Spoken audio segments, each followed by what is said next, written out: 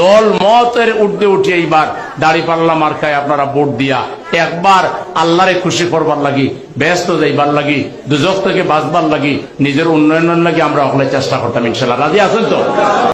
আমার অনেক ভাইয়েরা আমাকে পরামর্শ দিয়েছে যে তুমি কেন ভাই জামাতের বিরুদ্ধে কথাবার্তা বলতে আসো, কেন ভাই তুমি জামাতের শত্রু হইতে চাও, তুমি ভাই এ জামাতের বিরুদ্ধে কিছু বলিও না, তাদের শত্রু হইও না। আরে ভাই, ইসলাম আমাদেরকে শিক্ষা দিয়েছে সঠিক কথা বলার জন্য। ইসলামের আদর্শ ধারণ করি বিদায় জামাতের অপরাধের বিরুদ্ধে কথা বলি। জামাত ইসলামের বিরুদ্ধে কথা বলি না, জামাতের অপরাধের বিরুদ্ধে আমি কথা বলি। জামাতের নেতা কর্মীরা যে কর্মকাণ্ডগুলো করতে আছে, এই কর্মকাণ্ডের প্রতিবাদ করতে আছে। ইসলামে তো আমাদেরকে শিক্ষা দিয়েছে অন্যায় প্রতিবাদ করার জন্য, কেউ যদি অন্যায় করে তাকে সংশোধন করে দেওয়ার জন্য। ইসলাম আমাদেরকে এই ধরনের শিক্ষা দিয়েছে। আমাদের প্রিয় নবী হযরত মুহাম্মদ সাল্লাল্লাহু আলাইহি সাল্লাম ইসলাম প্রতিষ্ঠিত করে দিয়েছে। সেই ইসলাম অনুসরণ করে আমাদের কার্যক্রম আমরা চালাবো, এটাই হচ্ছে নিয়ম। আর জামাত ইসলাম বলতে আছে বাংলাদেশের জনগণকে যে তারা ইসলাম প্রতিষ্ঠিত করব। তারা কোন ধরনের ইসলাম প্রতিষ্ঠিত করব? এই বাংলাদেশের জনগণকে ভুলভাল বুঝাই, বাংলাদেশের জনগণকে তাদের দলে অন্তর্ভুক্ত করার জন্য তারা এই ভুলভাল বুঝানি শুরু করছে। আর বাংলাদেশের জনগণকে ভয়ভীতি দেখাইতে আছে, দুযোগের কথা বলিয়ে রে। তো বাংলাদেশের সাধারণ নিরীহ জনগণ তারা তো আর এত কিছু বুঝে না, তাদেরকে এইভাবে তাদের সাথে প্রতারণা করতে আছে জামাতে ইসলামী। আসলে জামাত ইসলামী এই নির্বাচনের জন্য, ক্ষমতা যাওয়ার জন্য আল্লাহকেও ভুলে গেছে।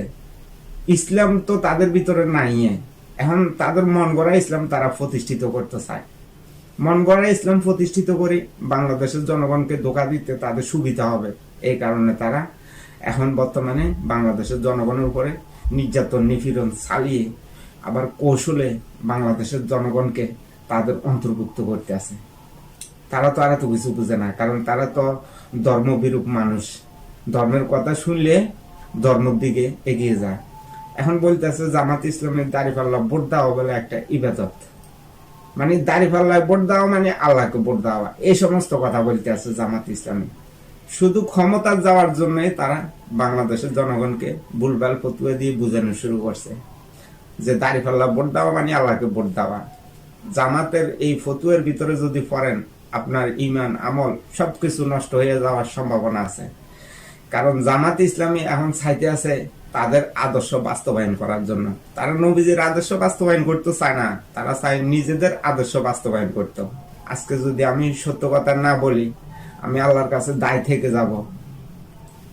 কারণ যে অপরাধ করতে আছে আর যে দেখতে আছে, দুজনে সমান অপরাধী। যদি আপনি অপরাধের প্রতিবাদ না করেন, আপনি আল্লাহর কাছে যাই কি জবাব দিবেন? প্রতিবাদ করতে শিখুন অপরাধের বিরুদ্ধে, অন্যায়ের বিরুদ্ধে। আপনার দেখা দেখি আশেপাশে মানুষও প্রতিবাদ করতে শিখবে। যদি আপনি প্রতিবাদ না করেন, অপরাধীদের হাতে বাংলাদেশ চলে যাবে।